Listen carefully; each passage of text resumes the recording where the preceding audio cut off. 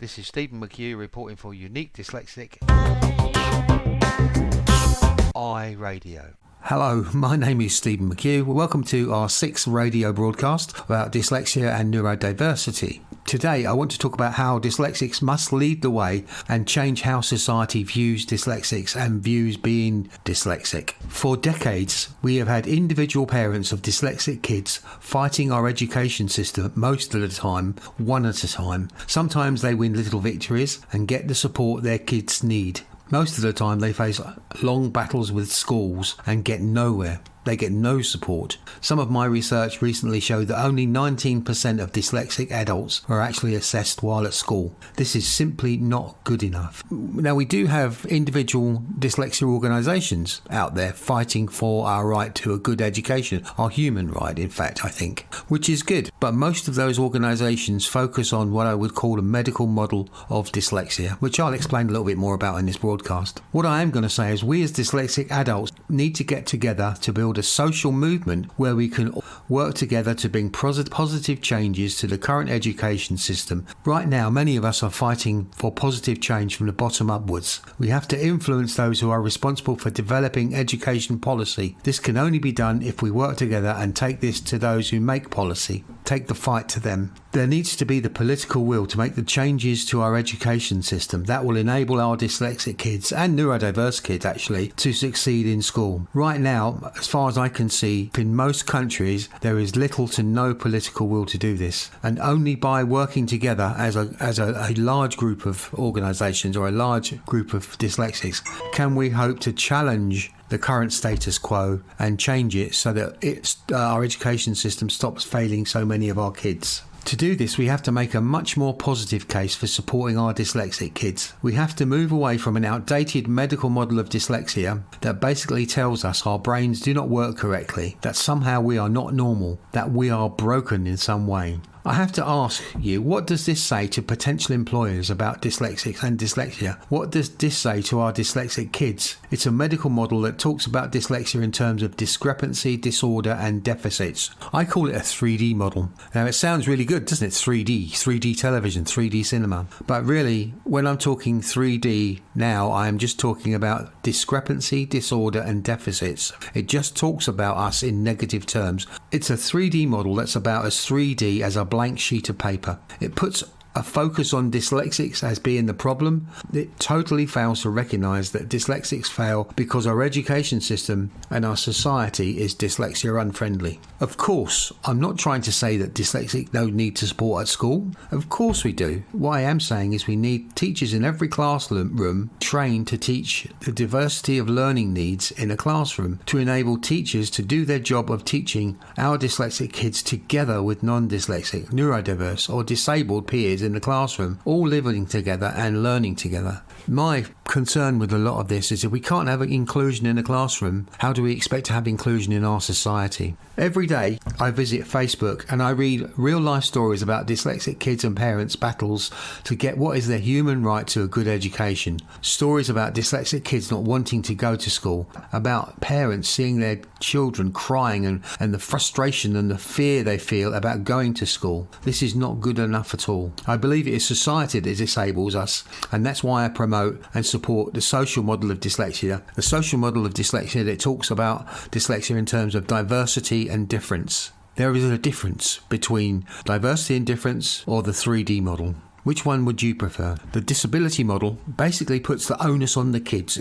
It's the kids that are a problem. It's the kids that we must remediate. It's the kids that must receive treatment, and it totally negates the fact that our education system doesn't work for us. Now, I talk to many dyslexics, and research shows that the vast majority of successful dyslexics, whatever that means, success is relative to what you're doing, I think, in some respects. But to those who do succeed, for example, in education, do succeed in employment, over 90% of them say they do succeed in spite of their education, not because of it. All I'm saying is that we must look at how we talk about dyslexia, how we think about being dyslexic, and we must challenge society's medical model view on dyslexia. We've had the medical model view. We've tried that one and it doesn't work. It's a model that's been imposed upon us by society. Society says you are disabled, basically. I don't see us as disabled. I just see us that we're different. I just see it as part of diversity. And diversity and difference are both good, are both positive. An easy way to stop this disability model from creeping in all the time is that when students go to university, like disabled students, they can apply for disabled students allowance. It's called DSA, which is a really positive way forward for disabled and dyslexic students. It gives them the support they need to overcome the barriers to education. But what it does to dyslexic students is it just says that we're lumped in, a big lump, with disabled students, which is fine in terms of I've no problem with the word disability or disabled. I'm disabled myself as well as being dyslexic. You know, I talked to a student the other day, and the student said to me, nobody likes to think there's something wrong with their brain. Again, many of my dyslexic projects, you know, I talk to many dyslexics, and many feel isolated and many feel ashamed that they're dyslexic. Many feel failures because they're dyslexic. And that's because at school, no matter what you do, you're going to be limited by dyslexia. I'm going to sign off on this article for now. What do you think about this?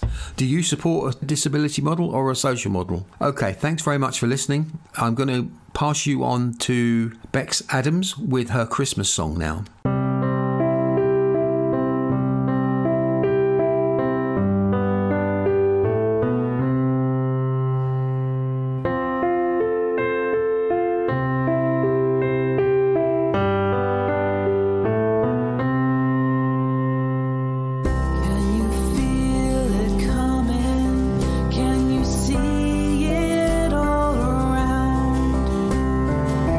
Feel the cold wind blowing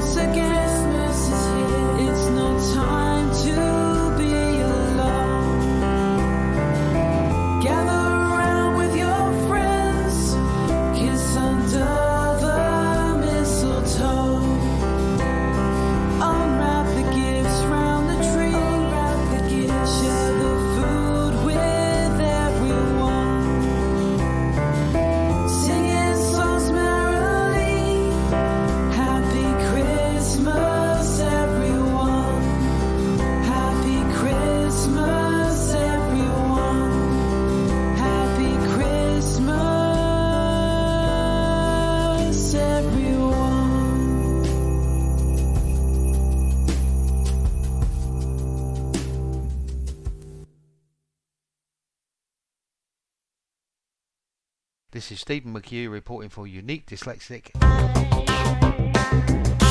iRadio. Now I'd like to talk a little bit about emotional intelligence and empathy. The Dyslexia Foundation of New Zealand notes that brain research, including groundbreaking work from the Auckland University research, shows that many dyslexics have high levels of empathy, high levels of emotional intelligence. We are very good at problem solving, and that we are great at lateral thinking. Now, from my work with students, what I generally see is many dyslexics tend to be the agony aunts of their friend group. If there's a problem, we will step in, or people will come to us and discuss our problem. We're good listeners, and that's really great. That's fantastic. On the downside, though, we are very bad at talking to others about our problems, and I think we keep them to ourselves. Some of that, I think, goes down to our experiences of school, where we receive a lot of negative comments from teachers. We struggle more than non-dyslexic kids, basically because our education system is so dyslexia unfriendly. Here we are, we take on board all these other people's issues, and we don't give out. We don't tend to talk to other people. We find it hard to trust other people with our own problems, and that's something that we need to work on, all of us, because keeping it within ourselves, bottling up, it doesn't do us any good at all. It doesn't do anybody any good. Somehow or other, we've got to start to learn to nurture ourselves, nurture our mental health, nurture our empathy, and hopefully help us deal with something like COVID more effectively. Me personally, I like the blogging, I like the podcasting. It gives me a chance to express myself and express how I'm feeling. It enables me to work through the issues that I have. I often talk to my wife now about these things. I don't keep them bottled up to myself. So I guess all I'm trying to say is, yes, empathy is fantastic. Emotional intelligence is brilliant. These things are brilliant. These things don't think you can teach empathy. We just naturally have this high level of empathy. We just naturally have this emotional intelligence. And if we go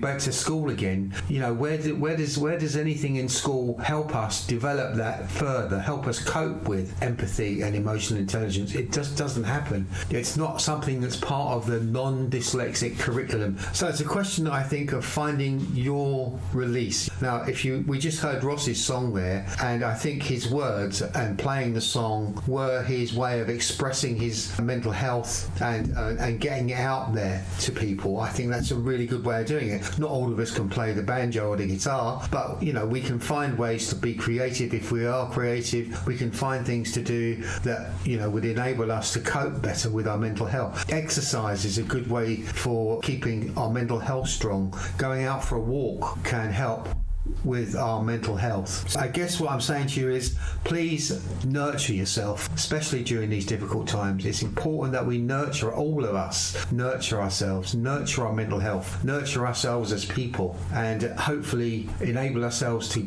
cope better with any kind of mental health issue that we might have, or any kind of emotional issue that we might be going through, a more healthy way. Thank you very much. Now we have a song from Ross Cooper, and it's called Where Hands Never Reach. Take it away, Ross. Thank you.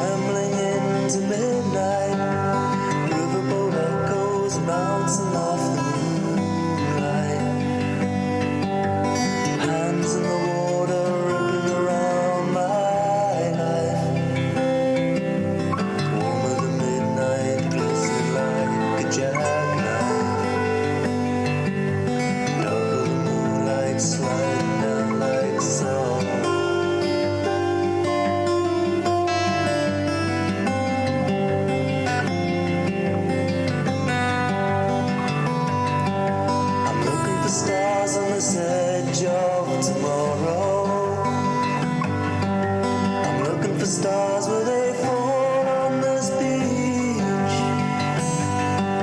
I'm looking for you where hands never reach. Where hands never reach.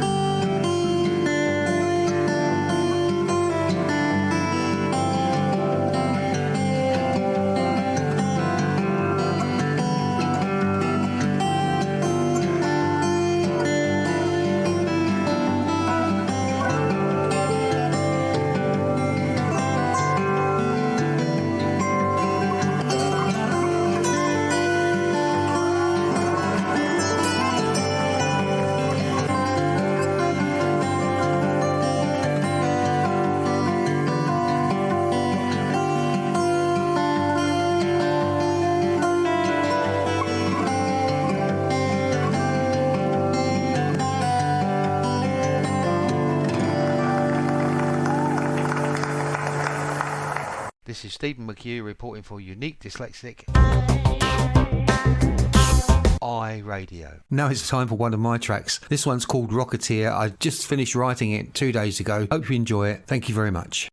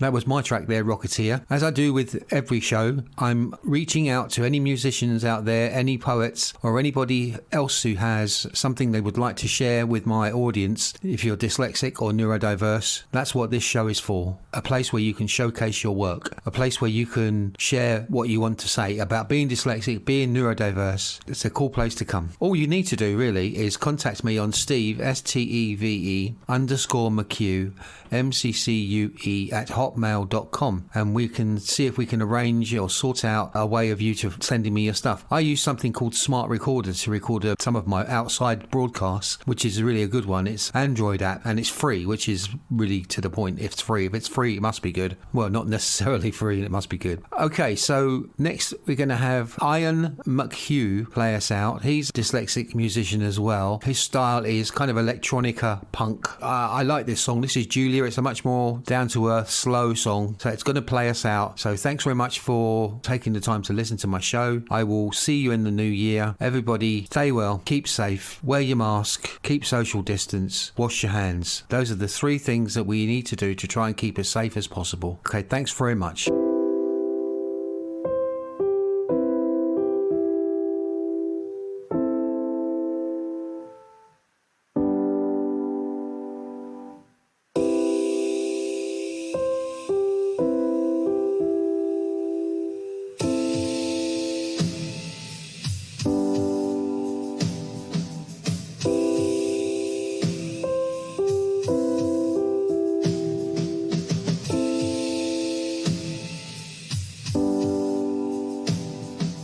There's times when I want to be alone.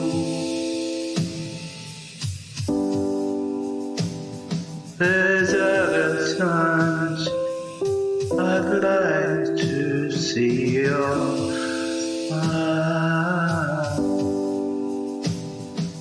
Julia,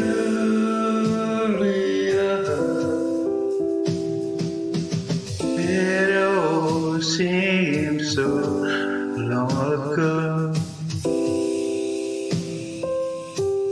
when we were just young and children.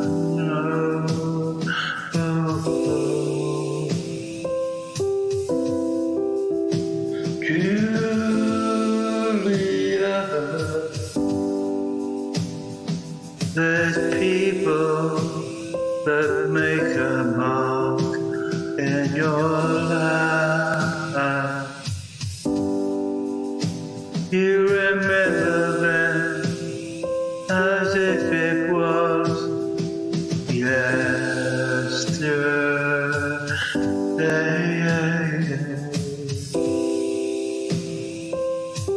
Julia,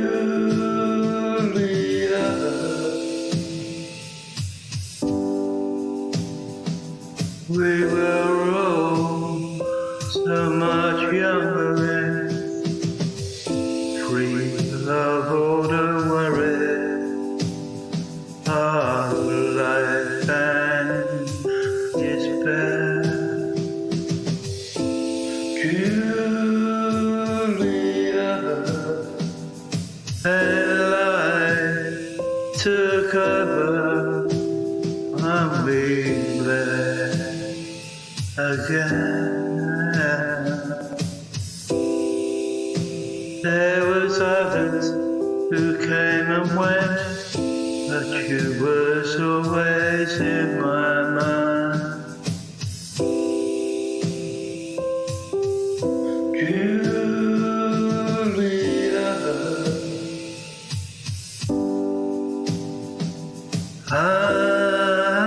hindsight is a wonderful tool to get in touch with other times when you didn't. Oh, such a fool. Julia,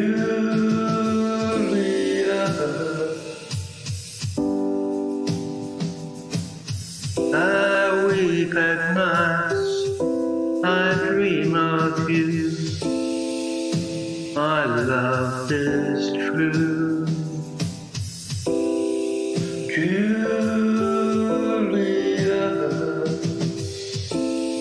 I know it's just a fantasy, will never come true. Ooh, Julia, it matters not, it's just what life brings you. Love brings you. Julia,